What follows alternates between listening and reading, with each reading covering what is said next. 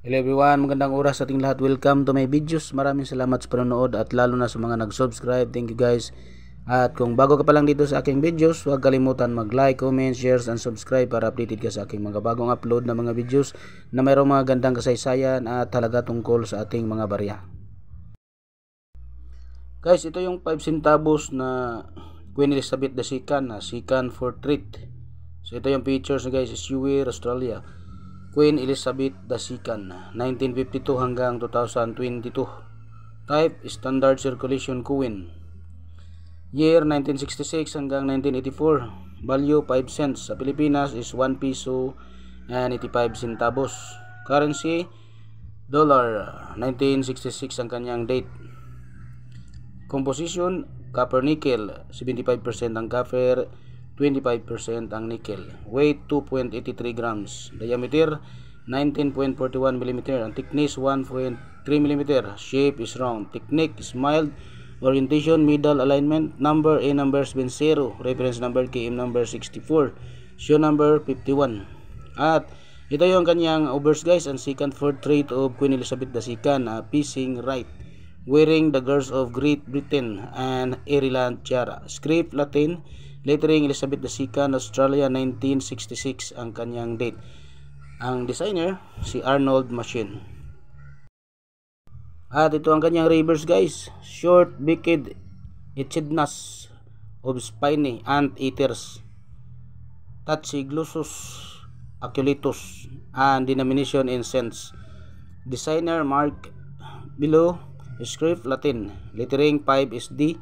Designer Stuart Devlin. Age I read it. Mint, Royal Australian Mint, Canberra, Australia, 1965 ang kanyang date.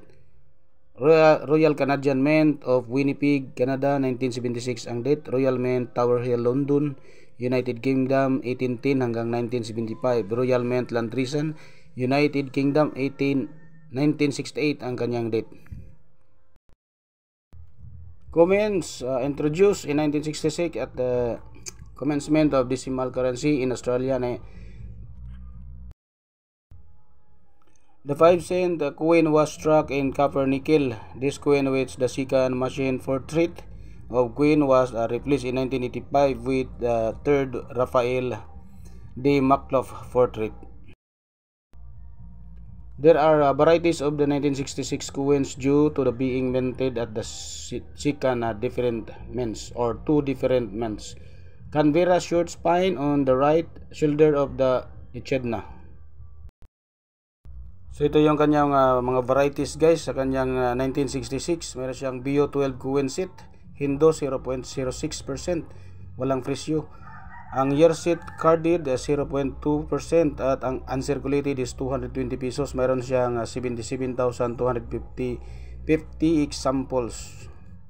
So kanyang circulation Caberna Mint 19%. Mayroon siyang verified na 14 pesos, extra fine 28 pesos, about uncirculated 90 pesos. Uncirculated is 90 pesos din. Mayroon sa example na 45,384,000 examples. Circulation London Mint 8%. May verified siya na 9 pesos. Extra fine 16 pesos. About uncirculated is 16 pesos. Uncirculated is 170 pesos. So kanyang example is 30 million examples. Ang proof year open set 0.02%. Meron siyang 12 pieces examples. So walang presyo. Kanyang uncirculated year set blue wallet 0.04%. Mayroon siyang 15,809 examples at walang presyo. Uncirculated year set operation passback wallet 70 pieces example at walang presyo. Uncirculated year set reverse bank colored wallet, mayroon siyang 12,260 pieces or example at walang presyo. Uncirculated year set presentation wallet, mayroon siyang 520 pieces example at wala ring presyo. Lahat yan guys is 1966 ang kanyang year. At dito tayo sa AB guys, dahil naka-display ito sa ating AB online ceiling, naka-display ito ng 4,531.58 US dollar. So sa atin guys, sa Pilipinas ay nagkakalaga ng 253,768.48 pesos. So yun guys, ang halaga nito guys sa ating online ceiling sa AB. So yun guys, ang mga nakuha natin ng informasyon doon sa ating online ceiling sa eBay at sa anomista.com. So hindi mo akalain guys na ang sobrang liit nito, nagkatimbang lang ng 2.83 grams, ay umabot sa malaki ang halaga, umabot sa 253,768.48 pesos ang halaga. So guys, para malaman nyo rin na ganito kalaki ang kanyang presyo, so mag-search din kayo paminsan-minsan guys. So maraming salamat sa panonood at God bless sa ating lahat.